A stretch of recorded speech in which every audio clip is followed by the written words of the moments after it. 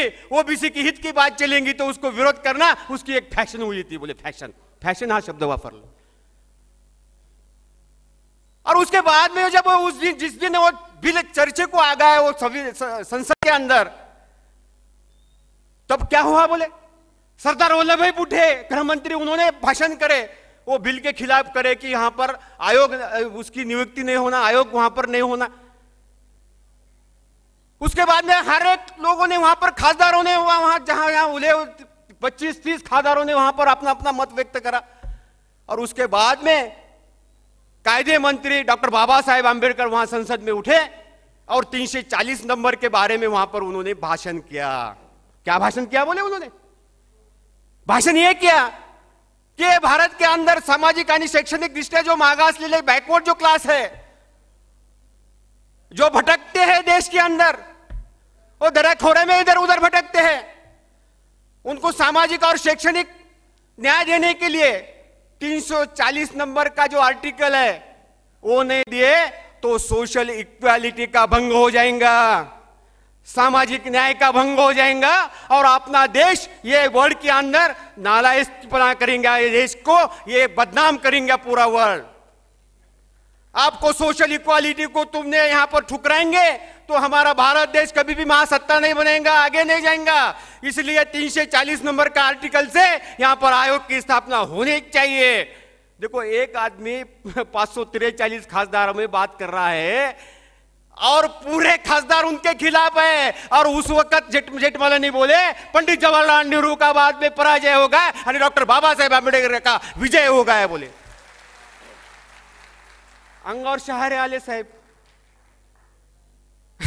म्हणजे डॉक्टर बाबासाहेब आंबेडकरचा विजय झाला आणि ज्या पंडित जवाहरलाल नेहरूंच्या पाठीमागे थंपिंग मेजॉरिटी होती त्यांचा पराजय झाला, तरी आमचा 52% ओबीसी कुणाबरोबर मैत्री करतो? नेहरू गांधी बरोबरच करतो, आंबेडकर विचाराबरोबर करतो का? अरे मित्राबरोबर मैत्री केली तर प्रगती होणार, मित्रांनी शत्रू बरोबर जर प्रगती केली तर अधोगती होणार। आम्ही मित्राबरोबर मैत्रीच केली नाही म्हणून आमची प्रगती होत नाही। मित्रांनो, आमचे जे काय ओबीसीचे लोक आहेत त्यांना सांगायचं हे खरं नाही का? अरे कमंडलनी आमचं पोट भरतं का? मंडलनी आमचं पोट भरतं?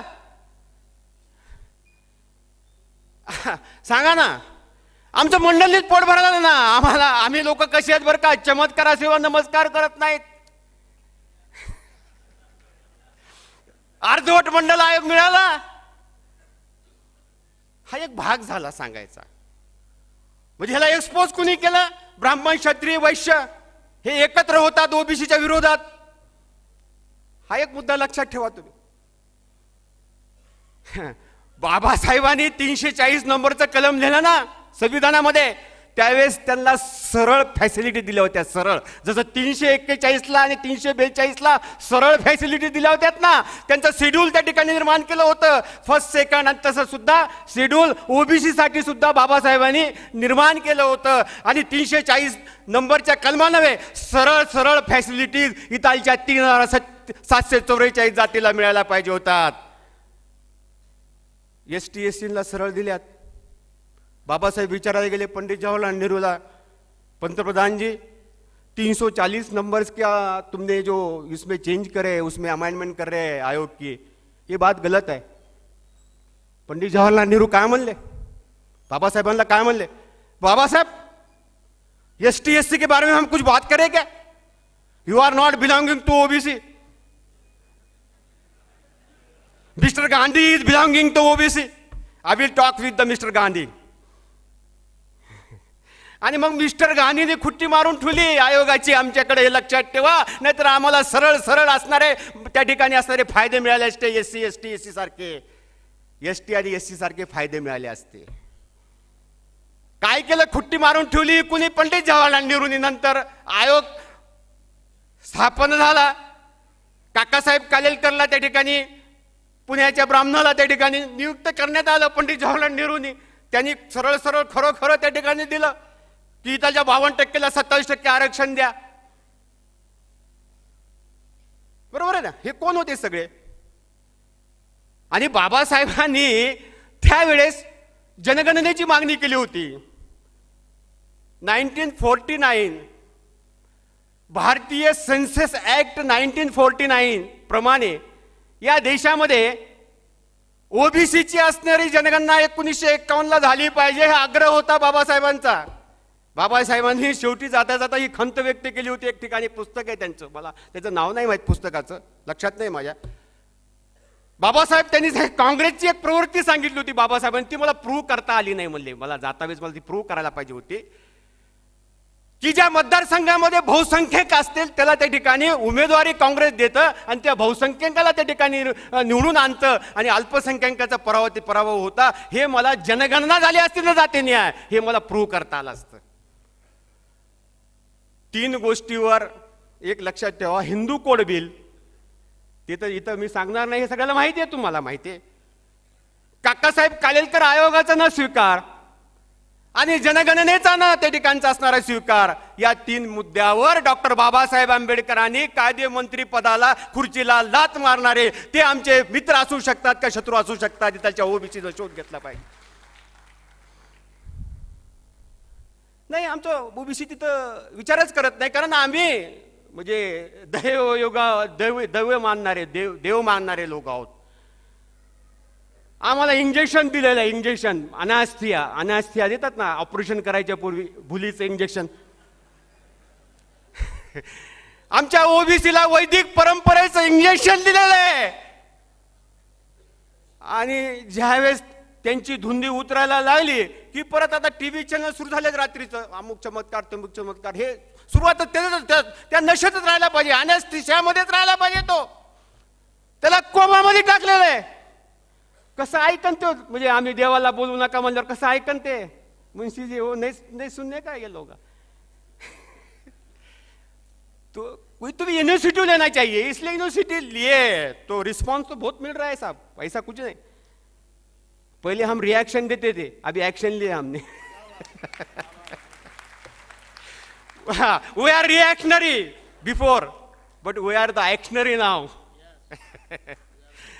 हम क्रियावादी होना चाहिए, हम प्रतिक्रियावादी थे पहले ना. हम किसके ऊपर भी प्रतिक्रिया देते तो अभी हम क्या करेंगे, क्रिया करेंगे और प्रतिक्रिया वो देंगे. देखो ये एक बात हो गई. हमारा IIT IIM का भी जो विरोध होगा ये किसने करा, ये भी बात हो गई.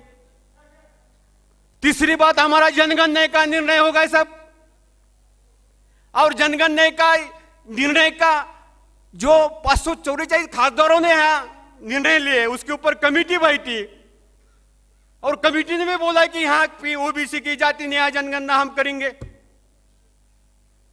ये भी होगा. लेकिन 2 बाबा कुल आए, एक रामदेव बाबा कुल आए, एक अन्ना हजारे कुल आए. और 2 बाबा ला के हमारे लोग ही गए सुनने को रामलीला मैदान पे. अरे हमारे लोग ही गए वहां पर, जैसा बाबरी मस्जिद गिराने को हमारे लोग गए ना, तो राम, अभी उनको मालूम है कि राम का नाम बोथट हो गया, अभी उसको नहीं पकड़ना चाहिए, अभी आर्थिक भ्रष्टाचार का मुद्दा लाओ. वेलकम करे ना रामदेव बाबा को, ये देश के गृह मंत्री ने उसको वेलकम करे, वहां पर बिठाए, उनको परमिशन दी और रात को अटक करे. रामलीला मैदान पे तो हजारे थे, उनको भी जेल में डाले, दूसरे दिन छोड़ दिए. मेरे ओबीसी बांधो, मैं पूरी सावधानी से आपको बात कर रहा हूं, गंभीरता से बात कर रहा हूं. ये जो 2 बाबाओं को लाए ना, ये जनगणना के ऊपर से ये देश का लक्ष्य विचलित होना, इसलिए ये 2 बाबा को लाए थे. अरे ये 2 बाबा कौन थे? वो भी हिंदू थे, हम भी हिंदू थे ना. क्या हो गए, मंडल आयोग हिप्पी सिंह ने वहां पर लागू किया, उसकी चीर फाड़ होने तक क्या हो गए, नरसिंह राव हाफ चड्डी वाला बैठ के रहे पंतप्रधान की कुर्सी पे. उसने किसकी राह देखी? उसने बिगर ओबीसी का इंदर सहानी के डिसीजन की राह देखी. और 9 जजेस ने क्या किया, वहां बैठे वाले 9 जजेस टोटल हिंदू थे. वो 9 जजेस ने उसके ऊपर वहां मतदान होगा और 6 और 3 में वो बंटवारा होगा और 6 लोगों ने बोला कि 3744 जाति नहीं आते इसके अंदर 1980 आते. मंडल आयोगाने 3744 जाती घेतल्या नाही बरं का. आमच्या ओबीसीला सांगतो अजून ते म्हणजे आम्ही कोमामध्येच असल्यामुळे आम्हाला लक्षात येत नाही, सांगत बी नाही कोणी, पुस्तक बी नसते, पुस्तक बी नसतेत ना. 1980 जातीच त्या ठिकाणी घेतल्यात आणि 1744 जाती ओबीसीच्या मंडल आयोगामध्ये नाही आहेत. ही एक खुटी मारली.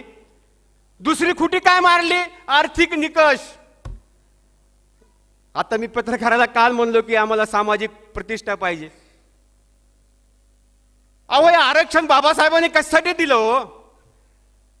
हे आरक्षण कुणाला दिलं जातं? जे सोसो एज्युकेशनल बॅकवर्ड आहेत त्यांना दिलं जातं ना आरक्षण. Those who are the socio educational backward in the Bharat, त्यांना ते आरक्षण मिळतं. आर्थिक दृष्ट्या मागासलेलं आरक्षण मिळत नाही. आणि इथलच्या 9 जजेसच्या बेंचने निर्णय दिला क्रिमिलेअरचा. आर्थिक निकष क्रिमिलेअर लावला. तुम्ही बघा मंडलच्या अगोदर 12.5 नोकरीमधला स्तर होता आणि मंडल आयोग लागू झाल्यानंतर तो 27% पर्यंत जायला पाहिजे होता ना नोकरीमधला स्तर. या देशाची पब्लिक ग्रीव्हन्स कमिटी आहे, या केंद्र सरकारची पब्लिक ग्रीव्हन्स कमिटी, त्याचे चेअरमॅन ॲडव्होकेट सुदर्शन नेची पण माजी खासदार आणि सर्वोच्च न्यायालयामधले सिनियर जज, त्यांनी या देशाचा रँडम सर्वे केला की सोशल तणाव निर्माण होतो आरक्षणमुळे, त्याला काहीतरी उपाय सांगा. तर नचिपंनी सांगितलं की या देशातील 52% यांचा नोकरीमधला स्तर 3.3 आहे. लक्षात ठेवा. 12.5%चा 3.3 वर आला. मंडल आयोग लागू झाल्यानंतर वाढला पाहिजे होता, तो 3.3 वर आला. कशामुळे आला? आर्थिक निकषामुळे. आर्थिक निकषाचं त्यांनी त्या ठिकाणी युक्तिवाद 9 जजेसनी काय केला? जे क्लास 1 अधिकारी आहेत ते क्लास 2 अधिकारी आहेत, जे जजेस आहेत ज्यांचं उत्पन्न 1.5 लाखापर्यंत आहे, ज्यांची जमीन 10 एकरच्या पुढे आहे, बागायत जमीन आहे, जे प्रोफेसर आहेत, जे वकील आहेत, जे डॉक्टर्स आहेत, अशा क्रीम लोकांना मंडलचे फायदे मिळणार नाहीत. आर्थिक दृष्ट्या दुर्बल ओबीसी मधले त्यांना त्या ठिकाणी मंडलचे फायदे मिळतील. बघा किती मोठं षडयंत्र आहे. आमच्या ओबीसीला आनंद झाला, आता गरीबालाच मिळेल आरक्षण, मंडलचे फायदे. अरे बाबा ओ गरीबांनो, तुम्ही स्पर्धेमध्येच नाहीत ना. म्हणजे आमची गळती 7वी पर्यंतच ना. आर्थिक दृष्ट्या जे दुर्बल आमच्या ओबीसी मधले आहेत, सामाजिक दृष्ट्या तर दुर्बलच आहे, पैसा नसल्यामुळे शिकले नाहीत. गळतीचं प्रमाण मंडळांनी जे 23 निकष दिलेले आहेत, 11 निकष दिलेले आहेत, त्याला त्या ठिकाणी मार्क जे दिलेले आहेत, त्यात गळतीचं सुद्धा स्टडी केलेली आहे. आर्थिक निकषाची सुद्धा त्या ठिकाणी निकष लावलेले असताना सुद्धा हा आर्थिक निकष बेकायदेशीर लावला असं त्याची पण कमिटी म्हणतं. आणि तो आर्थिक निकष असा लावला की तुम्हाला जे आर्थिक दृष्ट्या दुबळ्यांना आम्ही मंडल आयोग देऊ. म्हणजे ज्यांना कॅन्सर झाला ना त्यांना काय सांगितलं की मंडल रूपी सलाईन देऊ, तुम्हाला मंडल रूपी सलाईन देऊ. म्हणजे कॅन्सरला सलाईनचा काय फायदा? जे स्पर्धेमध्येच नाही त्याला सलाईन त्या ठिकाणी सांगितलं. आणि जे स्पर्धेमध्ये सक्षम आहेत, आमचे कलेक्टर साहेब आहेत मुन्शीजी इथे, मी थोडा उद्योजक आहे, माझे मुलं मी शिकविले, पण त्यांना नाही ओबीसीचे फायदे. जे प्राध्यापक आहे, ज्यांना स्वकर्तृत्वाने प्राध्यापक झाले, स्वकर्तृत्वाने कलेक्टर झाले, स्वकर्तृत्वाने वकील झाले, आमचे वकील झालेत, आमदार साहेब आमचे वकील आहेत त्या काळातले, साळवे साहेब वकील आहेत. म्हणजे हे स्वकर्तृत्वाने झाले का? त्यांचे वडील वकील होते का? माझे वडील उद्योजक होते का? First generation you are the lawyer. आणि शांतिभूषण बौद्ध फर्स्ट जनरेशन पब्लिशर, प्रकाशक, ह्यांचे कुणी होते का? त्यांच्या फॅमिलीमध्ये प्रकाशन करणारे कोणी होते का? आणि दुसरे त्यांना एखादा बिझनेस किंवा नोकरी मिळाली असती का इथे गेले? म्हणजे जे सक्षम होते, ज्यांचे मुलं त्या ठिकाणी स्पर्धेमध्ये येणार होते, त्यांना क्रिमिलेअरचं पॉयझन लावलं, इंजेक्शन देऊन टाकलं, स्पर्धेमधून त्यांचे पंख कापून टाकले. म्हणून आम्ही 12.5% होतो नोकरीमध्ये सर, आम्ही 3.3 वर आलो. हे कुणी केलं? हे पण हिंदूंनीच केलं. हे पण हिंदूनेच केलं. आमच्या महाराष्ट्राचा विचार करू आम्ही धर्मांतरची का घोषणा केली हे सगळं इतिहास सांगावं लागणार ना साळवे साहेब. थोडा वेळ लागेल, वेळ घेतोय तुमचा. कधी लोक जमत नाही एवढे मोठे. आणि वाडकरी साहेबांनी आम्हाला इथं डायस दिलाय. आम्हाला म्हणजे खरं बोलण्याची वाईट सवय असल्यामुळे डायसच मिळत नाही बरं का.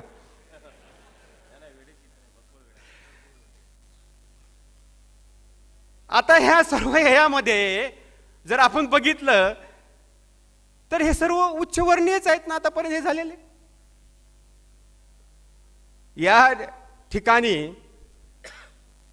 ज्या बाबतीमध्ये मी जे बोलतोय की आम्हाला जो काही विरोध जे होतोय त्या विरोधाला विरोध करणारे कोण आहेत ते सगळे हिंदूच आहेत. आणि मग हे सर्व हिंदू आम्हाला विरोध का करतात मला प्रश्न पडला ना. अरे आम्ही ओबीसीचे लोक आम्ही आमचा मुलगा जन्माला शाळेत जातो, शाळेत गेल्यानंतर अगोदर हिंदू लिहितो आणि कंसात भावसार लिहितो. हिंदू लिहितो कंसात कुणबी लिहितो, हिंदू लिहितोच कंसात परीट लिहितो, हिंदू लिहितोच कंसात माळी लिहितो, अगोदर हिंदू लिहितो. आणि आमचे ओबीसी हिंदू धर्माचं पालन पोषण जतन रीती रिवाज श्राद्ध पित्र सगळं करतो ना, सगळं करतो ना. म्हणजे जे हिंदू आम्हाला विरोध करतात त्या हिंदूपेक्षा जर हिंदू धर्माची जतन जर कोणी केलं असेल तर 52% ओबीसीनं त्या ठिकाणी हिंदू धर्माचं जतन केलेलं आहे. पित्र करतो, श्राद्ध करतो. 365 दिवसात जे काय काय असेल, चंद्रग्रहण असेल, खगाग्रहण असेल, सूर्यग्रहण असेल, इतिपात असेल, पित्र असेल, नागपंचमी असेल, राखी पौर्णिमा असेल, दसरा असेल, दिवाळी असेल, बोंबलायचा दिवस असेल. अरे हे सगळे आमच्या विरोधातले सण आम्हीच करतो ना. हे आम्ही इतिहास वाचला, हे सगळे आपल्या विरोधातले सण आहेत तरी आम्हीच करतो ते.